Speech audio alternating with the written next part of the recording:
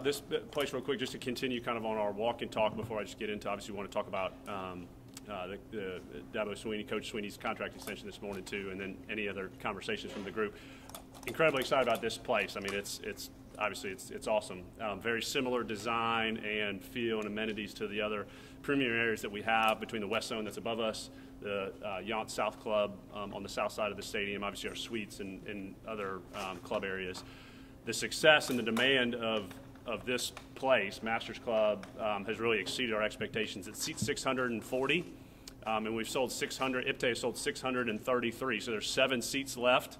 There's some singles and some pairs if anybody's interested, but that has far exceeded even what we knew to be true as far as the demand for Clemson football, but let alone environments in premium areas like this. Certainly the ROI associated, the business case from a premium seating standpoint is understood, but the derivation from what this facility will do to help us pay for and add the other aspects to the project between the video board that we've talked about, and then even next summer with the phase for Lot 5 and the locker room and player areas down below. So this area, Masters Club, and the support and IPTE and the donors for it is certainly the fuel towards the balance of the $65 million investment here in football. So to be able to show it off, certainly for Saturday, let alone how we're going to activate this throughout the year and just add it to our portfolio of investment within Memorial Stadium was by design, and it's great to experience it as is. So really excited to kick this off. Obviously, with that sales success,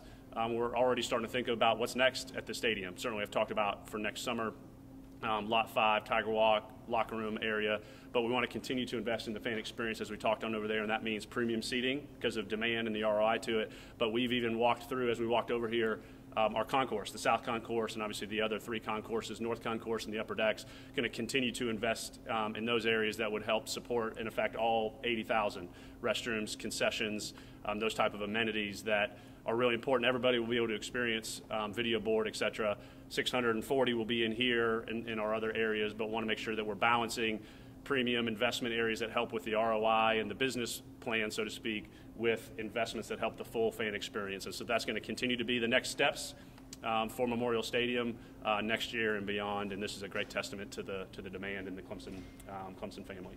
I have a question about we've seen the Tiger out here in Lot 5.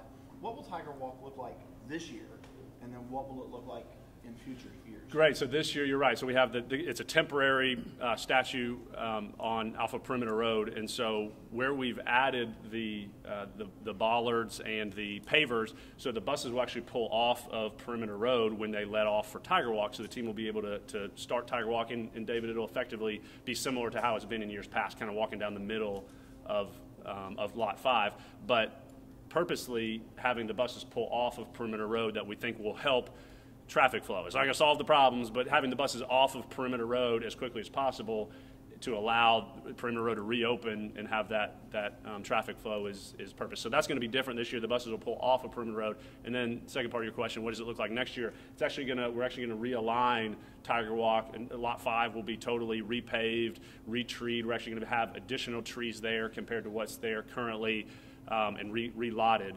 And it's interesting, and we can kind of see it here, but from an architecture standpoint for campus, there's what's called an axis. And so if you go from Douthit Hills now in the College of Business through Tillman Hall and through really the middle here of Death Valley and the Oculus, and then down through Lot 5 and through softball, and then even to the Penley Clubhouse, if you look at Google Maps, that's all aligned and linear.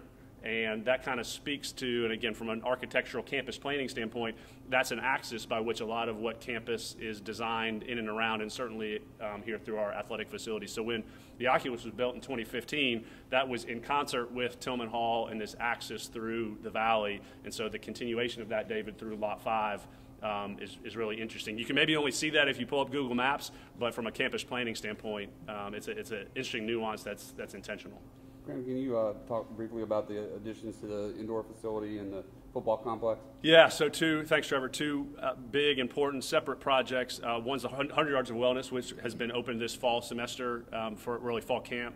And it's really the combination of training rooms, of sports med, and wellness recovery. We've added physical therapy staff members to our staff in-house, not just for football, but for all of our sports. And then really the recovery sports science aspect and some of the equipment with it. So the 100 Yards of Wellness was intended to really combine all of those aspects physically, let alone from a staff and how we work together down in Reeves in football. We're going to extend that concept and the support services really with some work in Jervy. That's the next big project that will have effect for all of our sports. So we're really starting with football with it, and then here in the next months and years ahead, we'll have some extension of that for all of our sports. So that's one project of it. The second is the CAB, Clemson Athletics Branding Institute, which is really a recognition from an NIL standpoint of how we support and give space and creative opportunities and rentable spaces for our student athletes to engage and really focus on NIL opportunities, which is obviously incredibly important for our student athletes here, let alone from how we create opportunities from a recruiting standpoint, et cetera. So those are the two big projects for Reeves, and we certainly later this fall are going to break ground on our women's sports expansion. We've talked about this a good amount, up by rowing for lacrosse and gymnastics and those women's sports as well. So that'll start this winter and really be under construction most of 2023.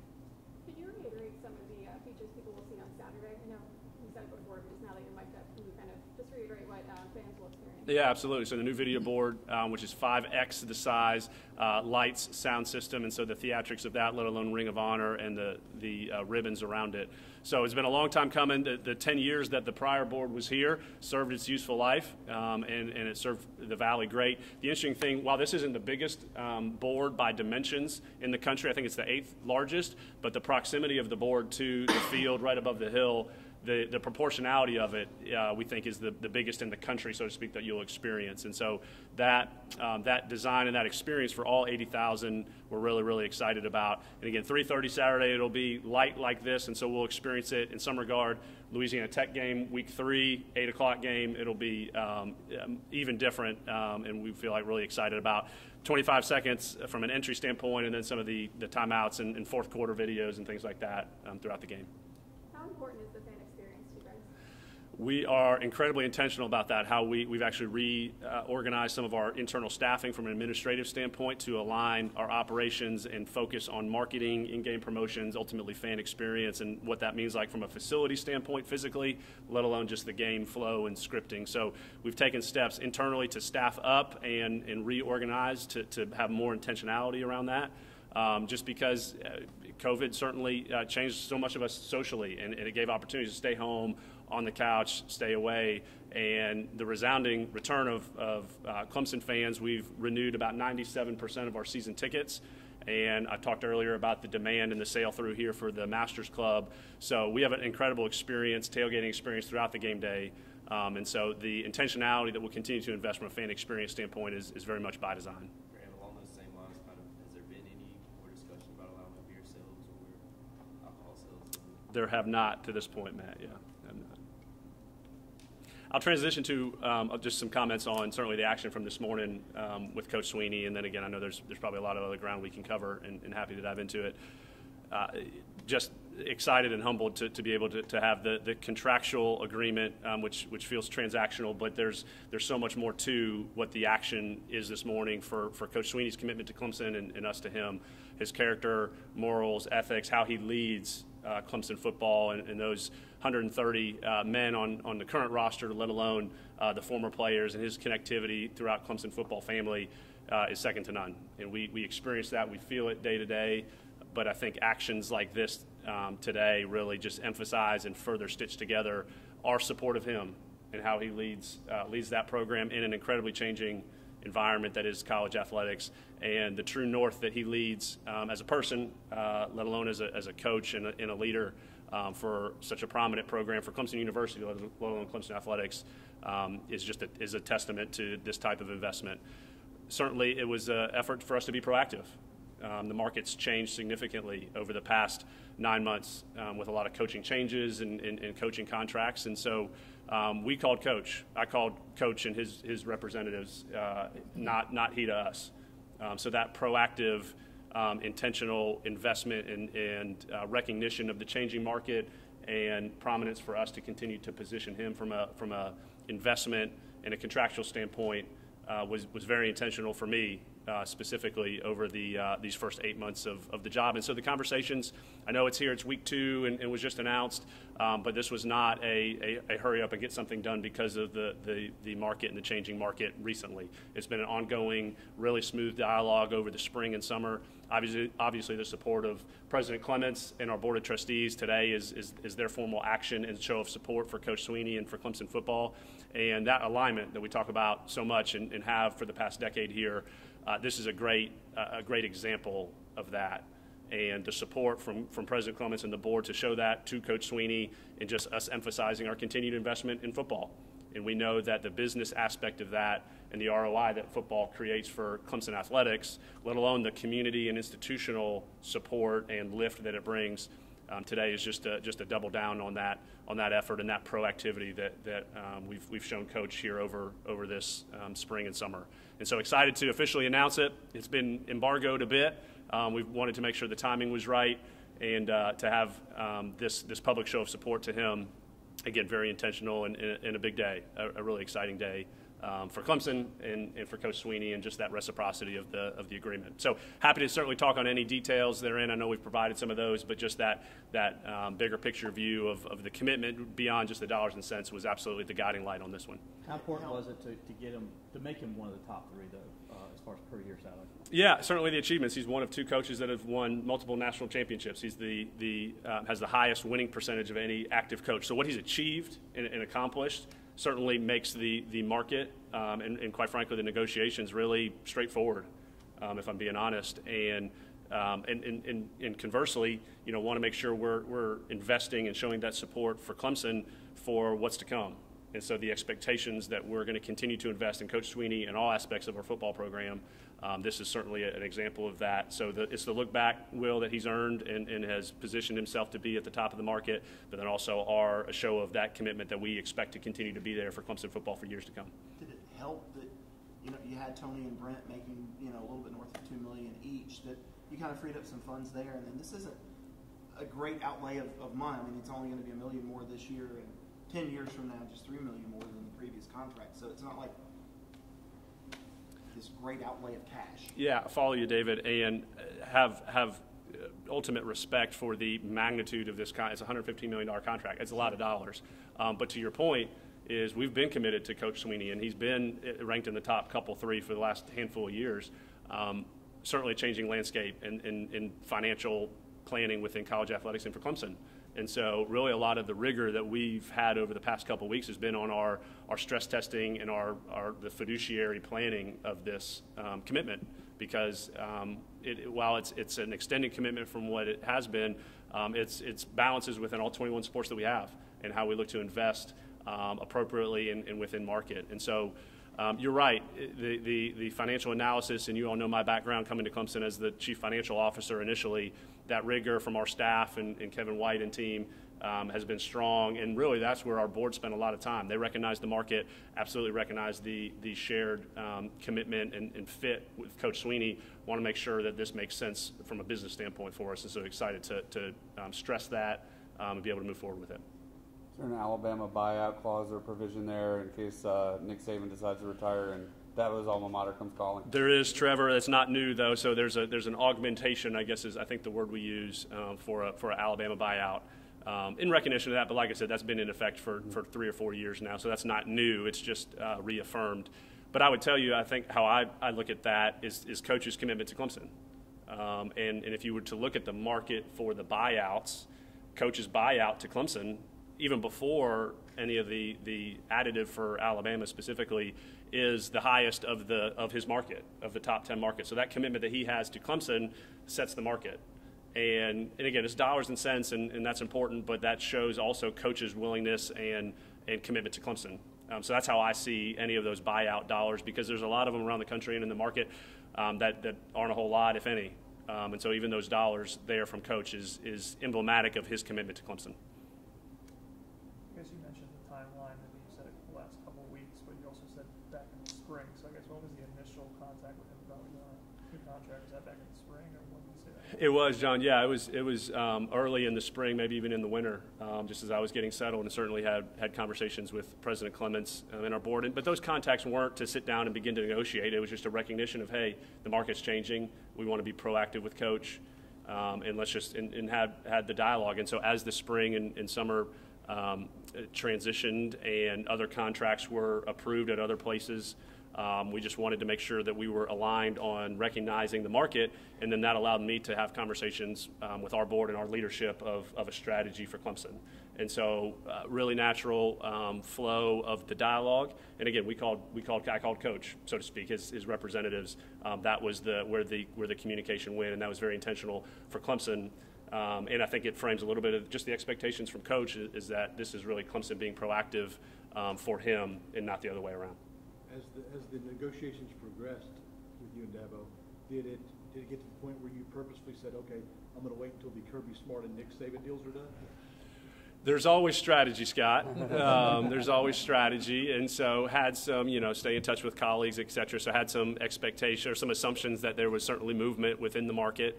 And as Will was asking earlier, where Coach has achieved, it's a very small market. I remember back to working with Dan where this is the fourth contract since I've been here over the past 10 years that we've done with Coach.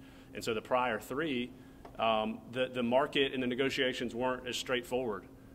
Just because Coach was, we were having achievements, wanting to invest, markets was moving, but what he's achieved and where our investment is for Clemson football in all aspects, it's a small group. And so did we intentionally wait till some of these? Not necessarily, but was very intentional about understanding that the market was still moving even past December where there was a lot of coaching changes, and tried to make sure we were strategic about how we balanced all that together. I think this question, you might like this one, but the difference between Clemson over the past decade and other schools is that, the Board of Trustees, the president, the athletic director, the coaching staff have all had an incredible synergy. Do you feel like this shows that despite the fact that Dan Radakovich has moved on, President Clements is, how many ever years in now, but that synergy is still there and the commitment to winning? I think, David, this there couldn't be a better example of that than this action today. And we talked about this, whether that was over 2020 and 21 from a COVID management standpoint. Certainly, I'm not naive that my transition from an in-house hire to here just speaks to the strength of that alignment and relationships and decision making. And I think moments like this are when it gets stressed and it gets flexed, and now you show that when it shows through. Because it's easy to talk about alignment when we're winning football games and winning national championships in soccer and ACC championships in a lot of our sports. So it's easy to talk about it when it's good, but not that this is bad. But when there are moments of heavy decisions, important commitments, that this shows that alignment. So it's the flex of when it's tough time, so to speak. Again, not saying that that's what this is, but when there are those seminal type moments, it's really when that alignment gets flexed and when it holds true, such as this example, it really further exemplifies that we know to be true and are very intentional about that alignment. Is this part of your considering recent bumps for soccer coaches, baseball? Is this part of your master strategy to do this across the board for all sports? In other words, keep Clemson at the top of the pay echelon for across the country? You give me a lot of credit for this, all this strategy, Scott. But and talk a lot about expectations throughout all of our sports and the expectations that we know to be true for winning championships. Conference championships, national championships, the investment, sure, that starts with coaches, or that the coaches are a component of it, but it means a lot of different things: facilities, resources, support. Throughout all of our sports. Absolutely, this is an example of it, and you ticked off some that we've run through here over the spring. And so, listen, we have to manage the business. We have 21 sports that all need investment and support, and we can't set the market in all of our sports, right? Not naive to that. But absolutely have vision and have strategy as we plot the areas for investment, and it starts with people. And so I'm absolutely apt, maybe more apt to focus and invest in people, and then infrastructure and things around it I think will come with that. Start with people, and so financial commitment to the right people is absolutely an example of this, and is absolutely strategy and vision from my chair.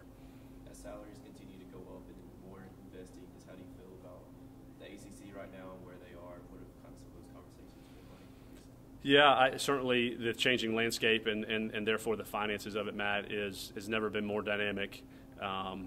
We're incredibly fortunate to have President Clements for as well read and as connected as he is within the athletics space to help lead us and recognize that. And our board, again, is incredibly well read and gives time to understand it. The uncertainty of it is, as I said, never been more dynamic. My job is to always position Clemson best we can.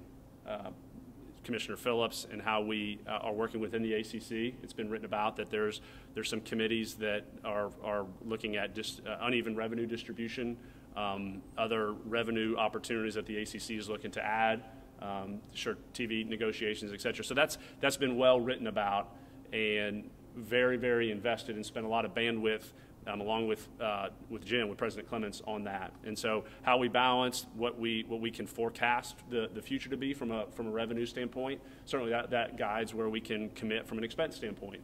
But I've never been more convicted and convinced of where Clemson is positioned within the landscape, our ability and our support of IPTAY and our fans to continue to drive revenue to help make business decisions like this possible. How hard is it to try to, I guess, balance that when there's some uncertainty there, but you're also committing more and more? Yeah, this is a 10-year outlay, and the landscape is, to have that length of horizon, it's tough. Gosh, you lose confidence, so to speak, in the projections the further you go out, of course. So, but that's where, again, commitment from our board, David, we've talked about the alignment that feel so convinced of the commitment that's going to continue to be there from Clemson for us to continue to invest in anticipation and with strategy that the finances and the business is going to continue to be there to support it.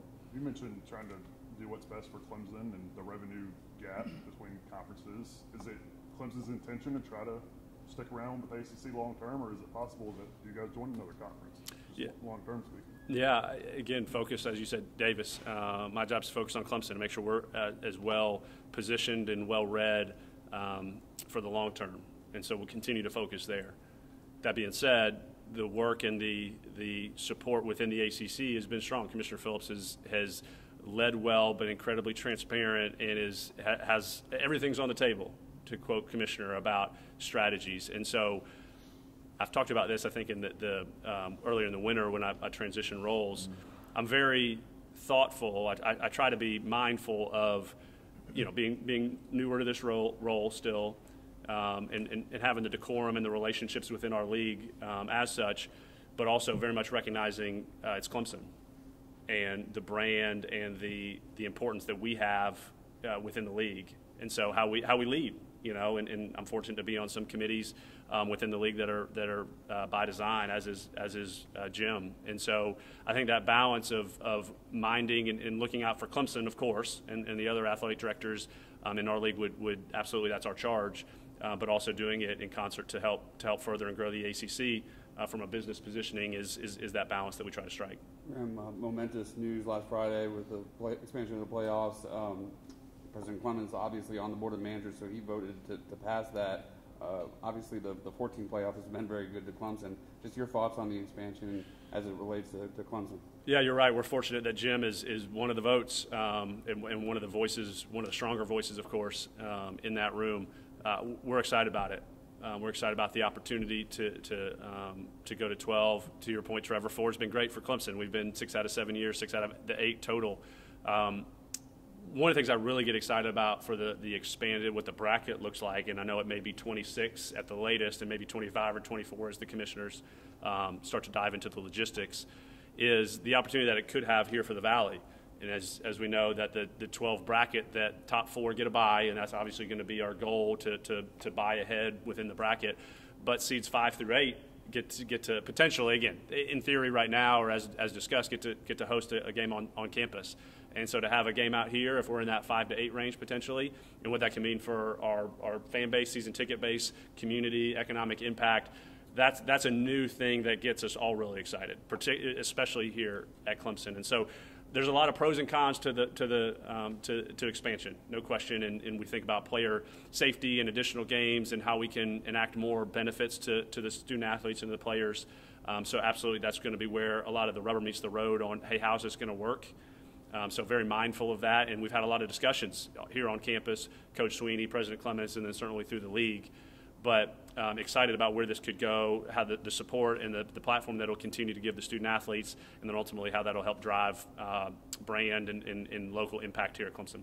Is it possible that playoff expansion helps the ACC as far as just having a guaranteed spot in the playoff financially? Yeah, with how it's currently construed is that, the top 6 conference champions, so it's not necessarily guaranteed for the ACC, but one would think that the ACC champion is going to be well positioned. And then, more at-large bids beyond that. So I think certainly that's a reaction from the ACC that this is going to just provide more opportunity for league. And I'm sure there's been a lot of analysis of, hey, the years past and what the scenarios would have been. But I think for as much as Clemson has carried the banner and certainly had a lot of playoff access, I think the rest of the league has the excitement around it as well.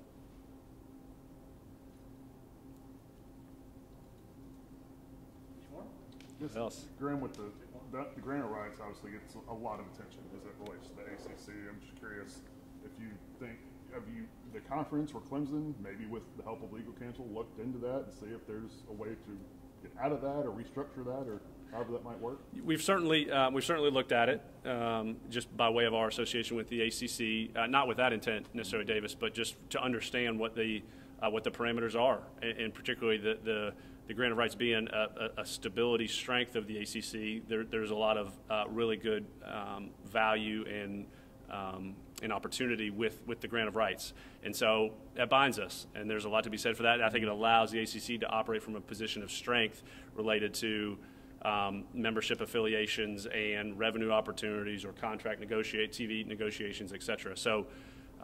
Again, we're making sure to always focus and position Clemson as best we can. That certainly means that we need to be well read on our contractual agreements, and the grant of rights is certainly a key part of that.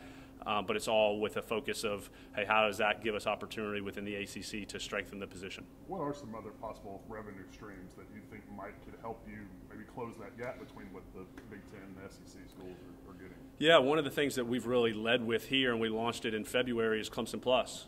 And uniquely, we've talked about the business plan with that it's not a transactional monthly subscription. We've added it as a benefit to IPTAY members. And you can join today if you don't have Clemson Plus, but you need to join IPTAY. And we think the long game of growing IPTAY as a base and membership really helps financially, or really will help support the future financial positioning of Clemson.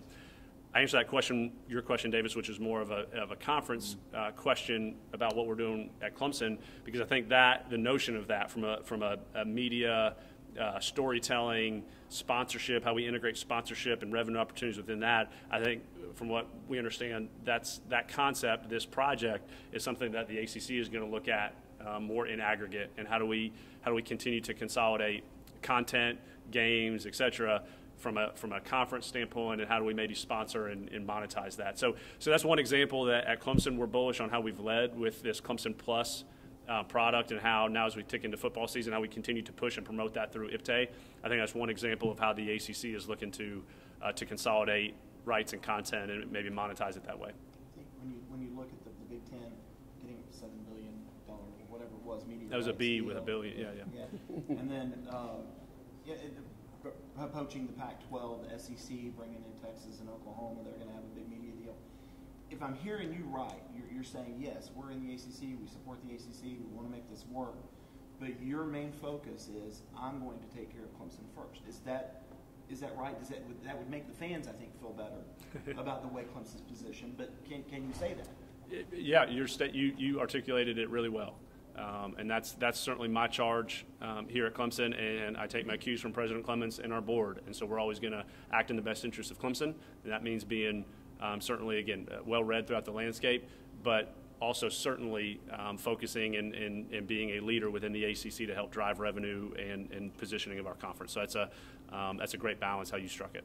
Got time to take one more? How do you kind of assess the athletic department as a whole, kind of coming out of the peak of the pandemic in terms of finances?